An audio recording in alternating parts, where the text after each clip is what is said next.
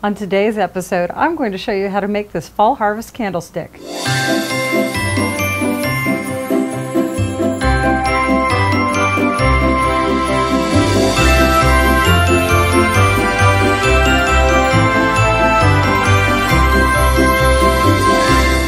For my fall harvest candlestick, I really wanted to use pumpkin leaves with my pumpkins to get a nice fall theme for a decorative object that could be used all the way through the fall.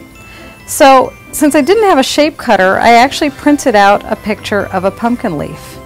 And then I did a sketch of a pumpkin leaf, and I shrunk it down a number of times so I would have different sizes for my projects. And as you'll note in the top corner, I made a note to myself how much I shrank it down on the copier so I could repeat it again later if I needed to. So once I decided on the 4 sizes of leaves that I needed, I just cut out roughly the 4 sizes. And then I took a glue stick and just put it on the back of the cutout paper and stuck it onto an index card.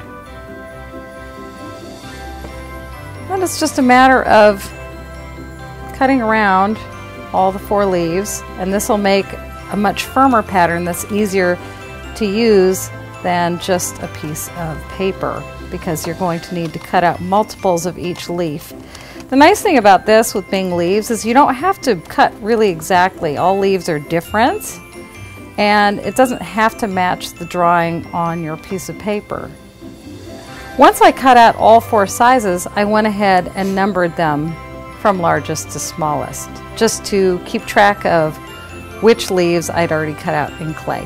So now that I have my leaf patterns done, I picked out 4 colors of clay to marble together to make my leaves. As you can see, I've cut a quarter of a block of each color, of the gold, the cherry red, the tropical green, and the chocolate.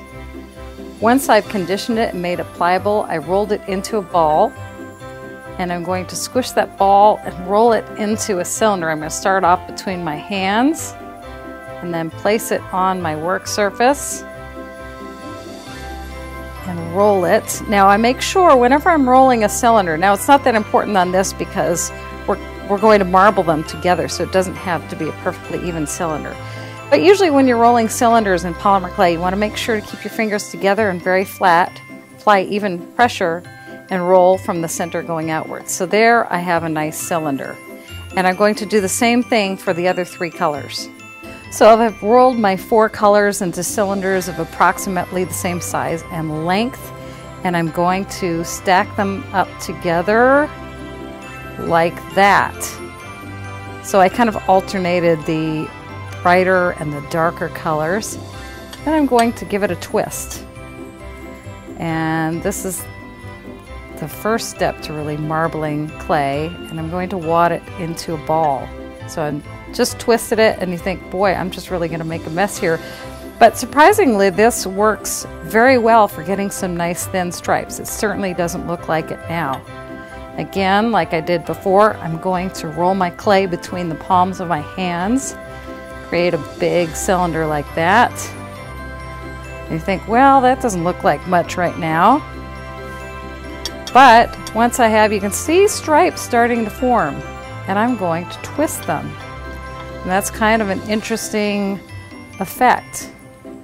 But for the little leaves that I'm going to make, these stripes are way too big. We'll just have big, bold stripes on the leaves, and I'd really like them to be thinner and more subtle. So once I've done this and gotten a twist going, I'm going to wad it up again. And you think, wow, I'm really going to ruin that. But no, you'll be surprised. So you're going to want to do that a second time. The whole process, roll it out and twist it.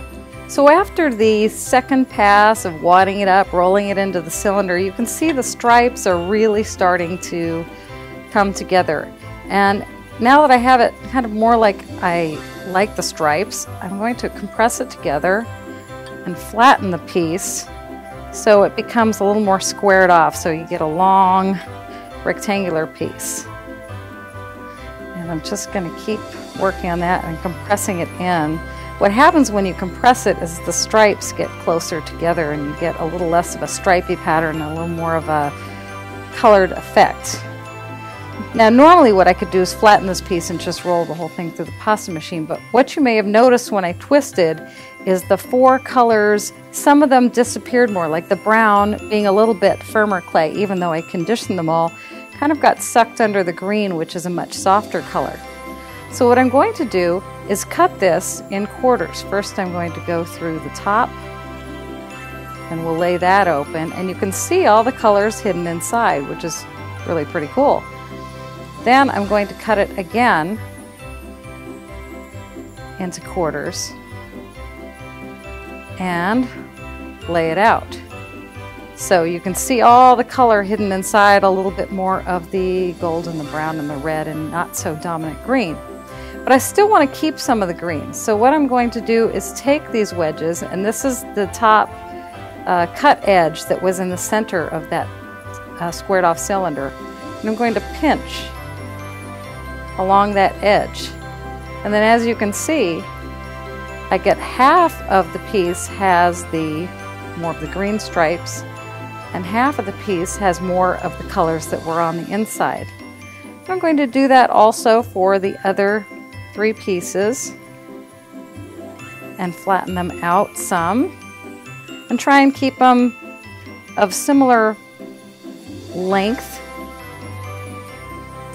So we'll get these all going here, but it forms kind of a really neat pattern that will be on your leaves. And it's kind of more of an artistic interpretation of a leaf, but it's a really nice way to do some color patterning. So 1 more of these to go.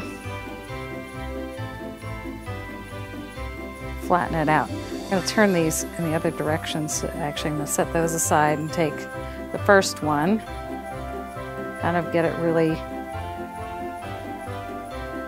squared up a little bit more and even, and take my acrylic roller and flatten it out and turn it the other way and flatten it, you know, and sort of adjust it so it's a little more rectangular. It doesn't matter. In the end, you'll just have a nice pattern sheet.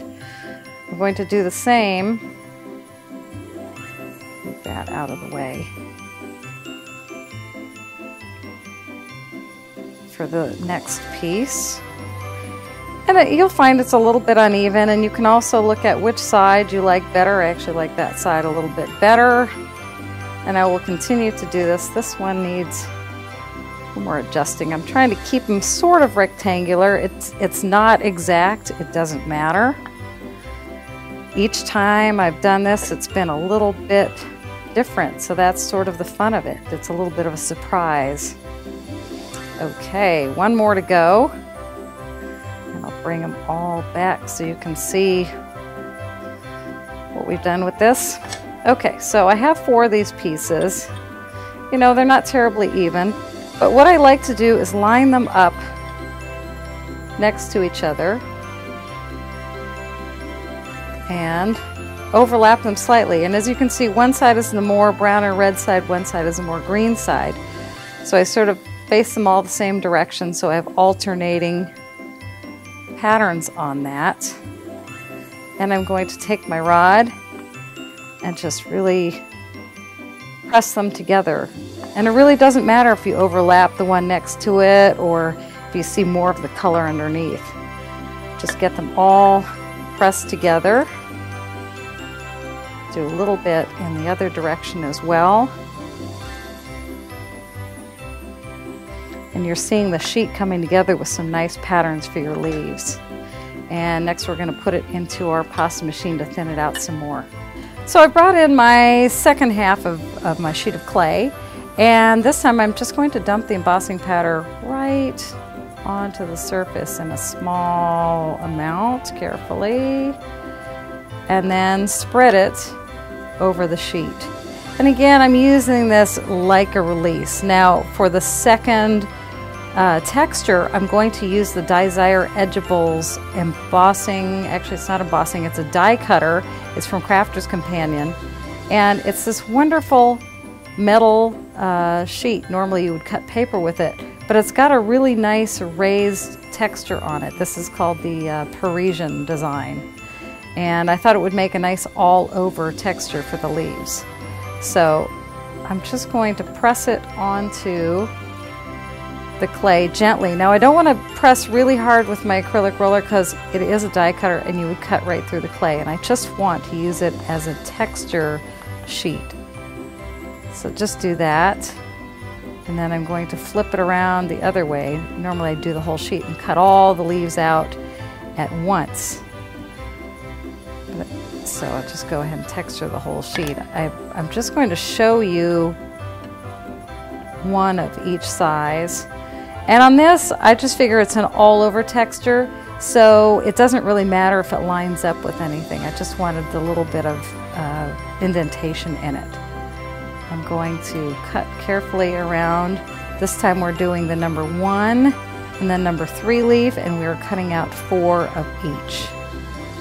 So just going around as you did with the other ones, done with the stamp, but your texture is already on there, which is great because then you're ready to go with your leaf and get it all shaped up just right after you've cut it out.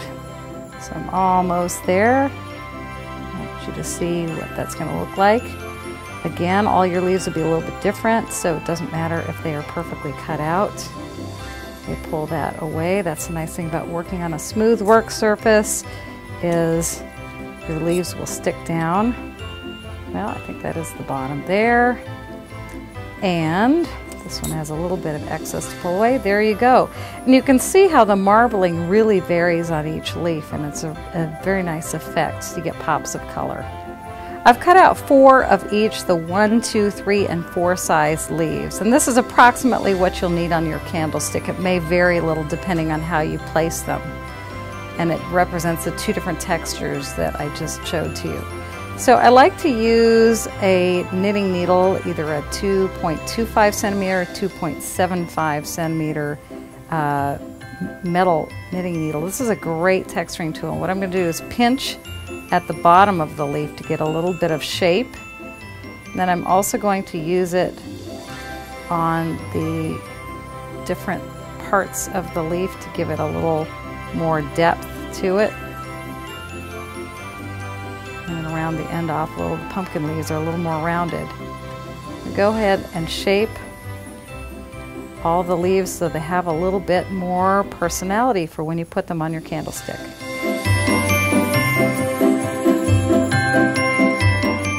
We hope you're enjoying our Holiday Happenings series, sponsored by Crafter's Companion and Judykins.